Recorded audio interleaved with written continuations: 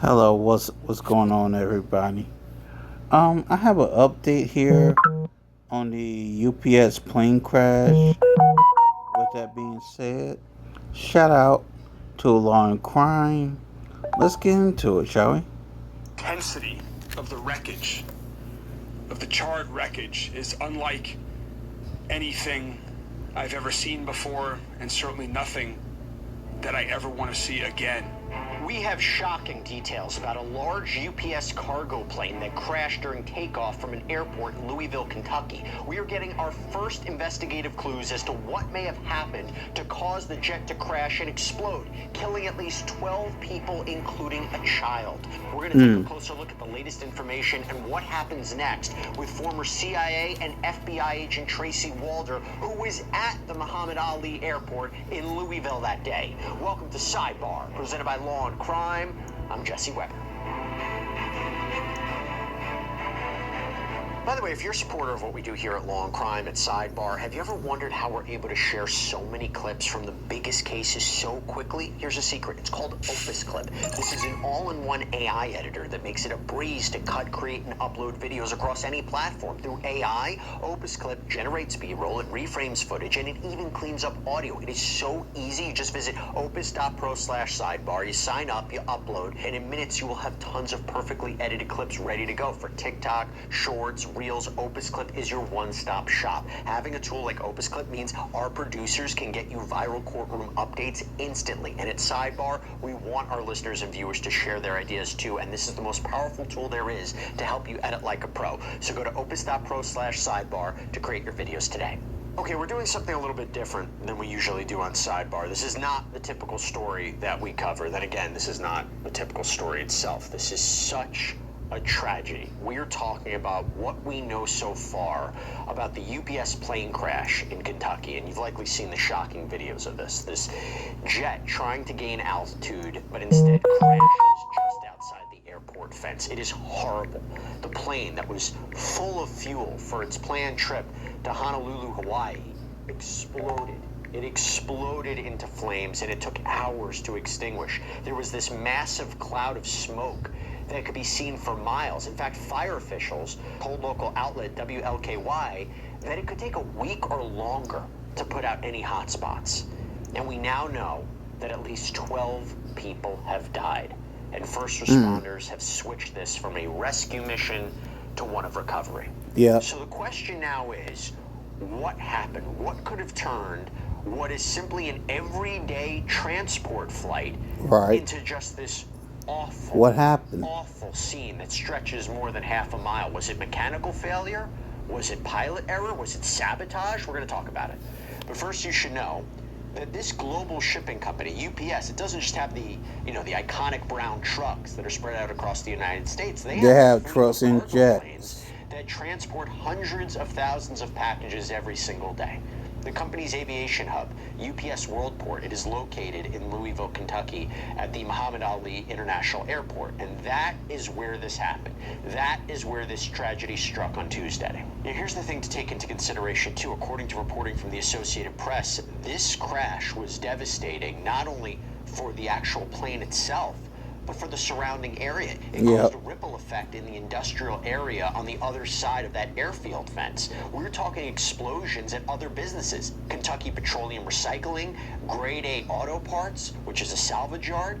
And then you had Kentucky Governor Andy Beshear, who issued a state of emergency in the aftermath of this crash, telling reporters that the child who died was with a parent at that auto parts business. Can you imagine that? Can you imagine that happening there? It's just unbelievably sad. It is unbelievably tragic.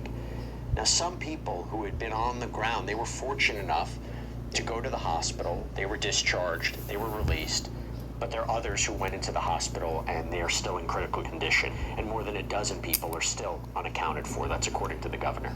Now, 3 people were actually aboard the plane when it tried to lift off on Tuesday, again bound for Hawaii.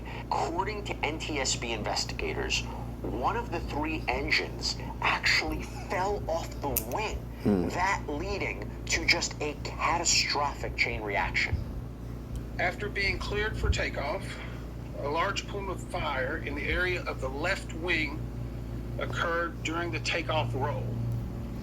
Right. The plane lifted off and gained enough altitude to clear the fence at the end of runway 17R.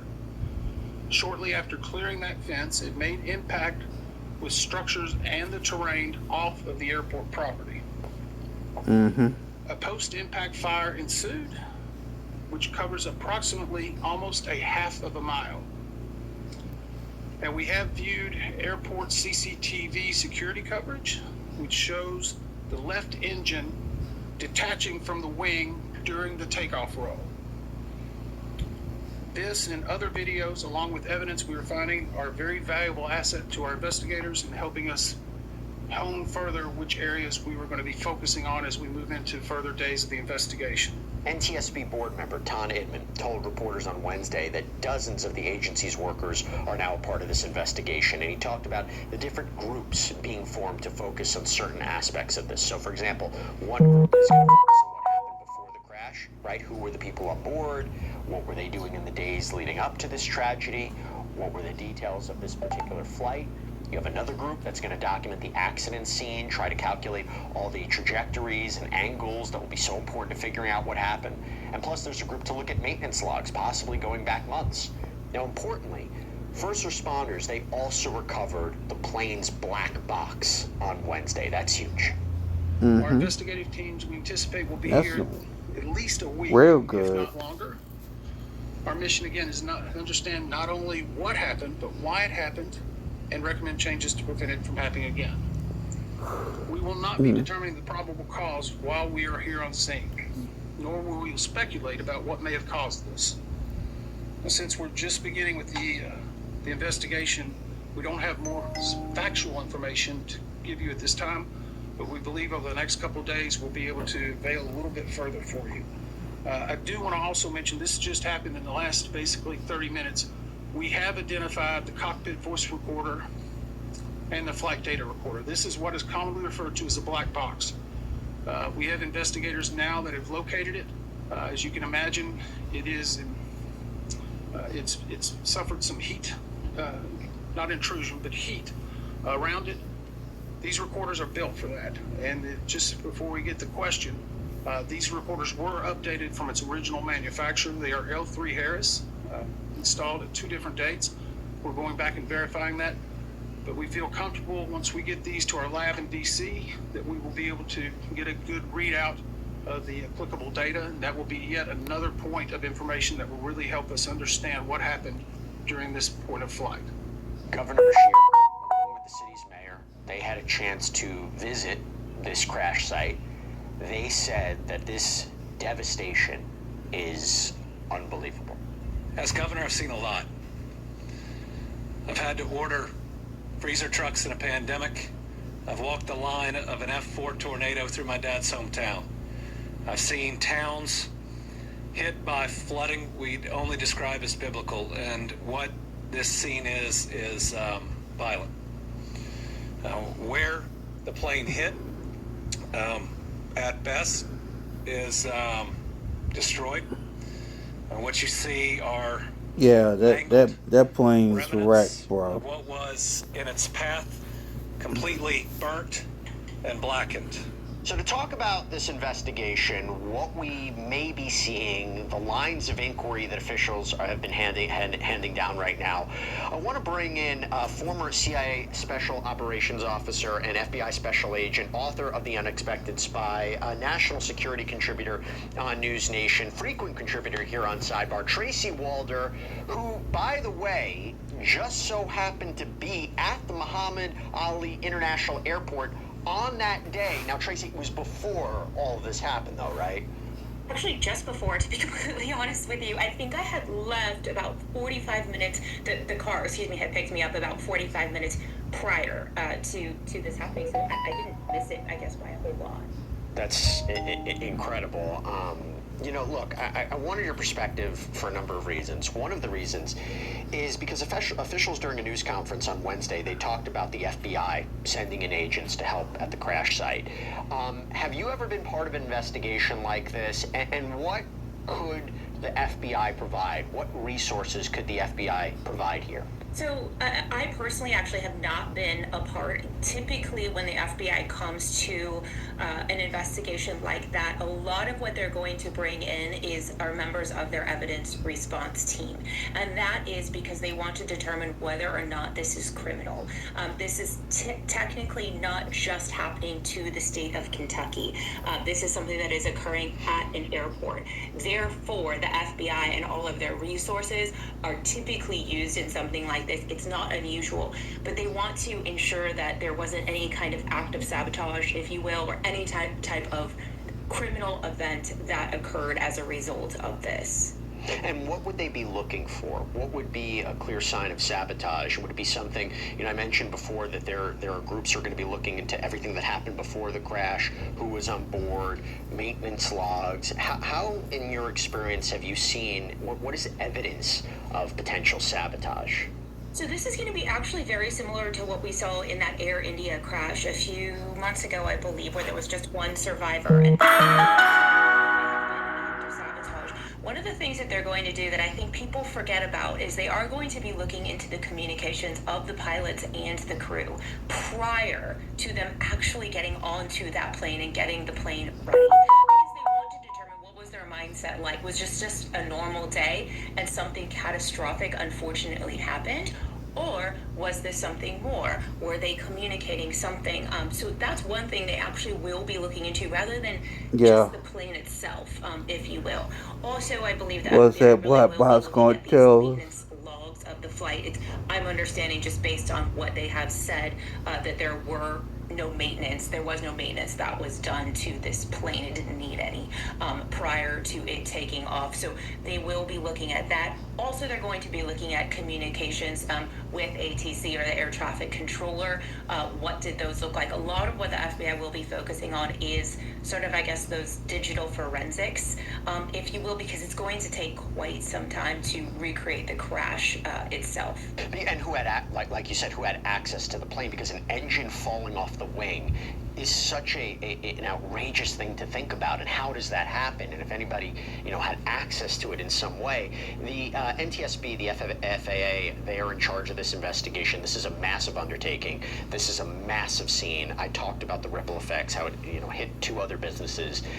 Generally speaking, when you have these different agencies and all of these different officials a part of this, how do they make sure there's the proper line of communication, that things stay organized, that nothing slips through the cracks? Is it a good thing to have so many eyes on this, or can it be a challenge? So yes and no. I don't even know why the hell I was holding the That is the damn issue. thing. A lot of times what they're going to do in a situation like this is set up almost a temporary office, if you will, probably out of the airport, where they are all physically working together. That's actually a good thing, because you want to keep these lines of communication open, like you said, so people aren't doubling efforts that don't need to necessarily be doubled. That's very inefficient. Or investigating the wrong thing, or not talking to each other when they do find a piece of intelligence that's needed. So a lot of times they will kind of set up these temporary task force centers, if you will. They're mobile. And that's probably what they are doing, although obviously I don't know for sure. They're probably operating out of the airport itself.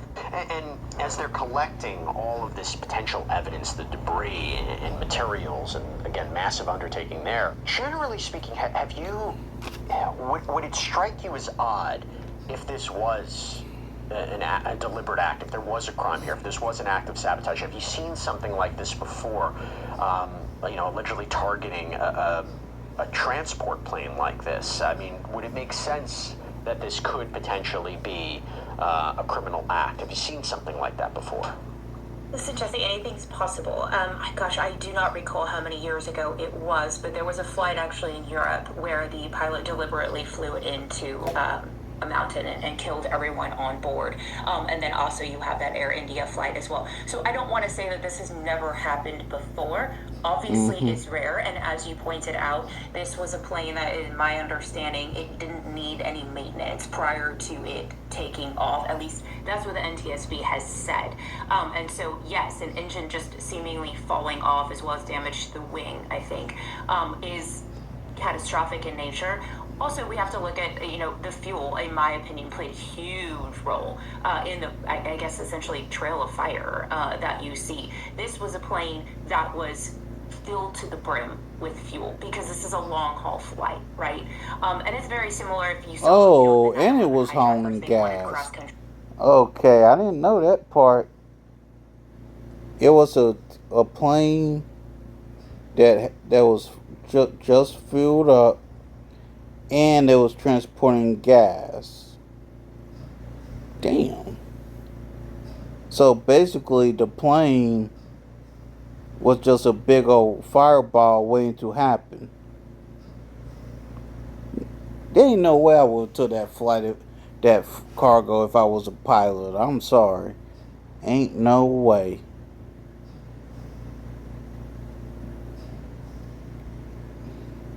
Ain't no way. Flights because they knew more fuel creates more of an explosion. But again, that's all just hypothesizing, right? This really just could have been an unfortunate connection of events. So I don't want to say I've never seen this before. Wait a minute, and not only that, but they said that the salvage yard had gas in it, and then there was a petroleum place right next to the salvage yard. No wonder that whole block went up in smoke. No wonder. But yes, it's definitely rare.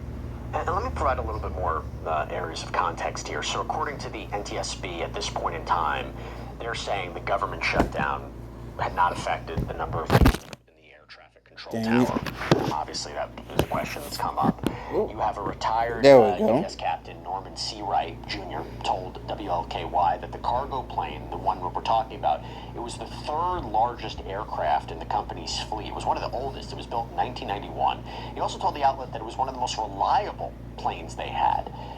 Tracy, interesting, right? When you think about the plane's age, it's catching a lot of people's attention. How far back in the records will investigators go in terms of maintenance log and previously documented issues? And we talk about how long this investigation can be. Does the FBI go through that as well? I mean, what can we expect there, given the age of the plane? So that's going to probably mostly be done by the NTSB, but I think that they are going to go all the way back to actually the assembly line of that airplane. So probably even pre-1991. I believe 1991 was the year it was actually put into service. So that's the year it started flying. Obviously, the building started before that. I think they're going to go all the way back. I think they have to in an event like this. And yes, it is a massive plane. Again, it's going to Hawaii, right, with the maximum amount probably of cargo on board. Listen, it is reliable, but reliable things break over time, right? This is a plane that has been in service for quite some time and didn't have, at least from my understanding, a massive history of maintenance. I think it was in San Antonio in September for maintenance. I could be wrong, but that was something that I had read as well. But no, I guess, huge history of any kinds of maintenance issues. But yes, they're going to go back to the assembly of the airplane. One of the most disturbing aspects of this is that officials, Tracy, they haven't released the identities of the victims yet. ABC News reports that the coroner is still trying to identify some of the remains because of the horrific conditions of the bodies. I mean, that could be a challenge, I do wonder, in these kinds of scenes. It's going to be a huge challenge. Obviously, UPS would know who was obviously flying that plane, who was crewing that plane based on passenger manifests, right? But then you need to be sure that those people actually got on the plane. Because, things happen, right? People sub in for other individuals, and it happens. This isn't a passenger payload kind of plane, right? This is a cargo payload kind of plane, and those are sort of, I guess, viewed differently, if you will. But yes, as I mentioned before, the huge amount of fuel on this plane is absolutely going to make it very, very difficult to identify individuals who were on that plane as well as individuals who were victims on the ground. But I will say, word of who's been impacted, it is starting to trickle out. For example, there's a GoFundMe right now for a man named Matt, and according to the fundraiser organizer, Fawn Armstrong, Matt was severely burned when he was caught in the fireball. He survived, but according to Fawn, he has burns on 95% of his body. The fund has raised more than $44,000 so far. And based on prior crash investigations, it has been predicted here that this could be a year, Tracy, a year before we really have concrete answers from the NTSB, maybe, the FBI sooner? I mean, why so long? Does that make sense to you? It does. And it's just, similar to when we look at just really a lot of cases. I think sometimes TV and pop culture plays a role in people wanting these immediate answers. But to do these things properly, it does take a great deal of time, particularly when you have essentially everything in its path that's really been incinerated, because you have a massive arson investigation now, and that takes some time as well. And I feel awful for the victims. I think those are the ones that ultimately suffer as a result of this, I guess, waiting game, if you will. But I think it's unfortunately very normal for an investigation like this to take place. And it's horrific that people were injured to that extent and that the loss of life. I think it's important to note there are a lot of warehouses that surround this airport. I mean, I saw them yesterday. This airport sort of doesn't exist in this bubble of just fields, and so it is pretty horrific, the trail of destruction that was left. Would we hear something from the FBI sooner? Would they come to the conclusion that there wasn't a criminal act and maybe make an announcement before the NTSB continues their investigation to find out what the mechanical cause might have been or other cause? Would we hear from the FBI before a year? Yes, we should. Typically in something like that, yes. Now, will it be in a matter of days? I personally don't think so, although I understand that that's something that people want. It would be a matter of probably months where the FBI would make that determination whether this is a criminal investigation or a mechanical investigation. Now, we are putting the GoFundMe up there as well, and a couple other links I want to just mention if you're interested in contributing and helping. So, Governor Beshear previously established the Team Kentucky Emergency Relief Fund to help people during tragedies. He said Wednesday that money donated to the fund right now is going to go toward helping people and businesses that were impacted by this crash. GoFundMe has also created a centralized hub for verified fundraisers that are connected to the plane crash. If you want to contribute there, I'm going to put all the links there. But really, I know there's a lot of families, a lot of businesses, a lot of people affected who are in need right now. It's a horrible situation. Tracy, I really appreciate you taking the time and explaining what we may expect in the months to come. Just a really, really horrible situation, but thank you so much. Thank you, Jesse. And that's all we have for you right now here on Sidebar. Everybody, thank you so much for joining us. And that's it. Please subscribe.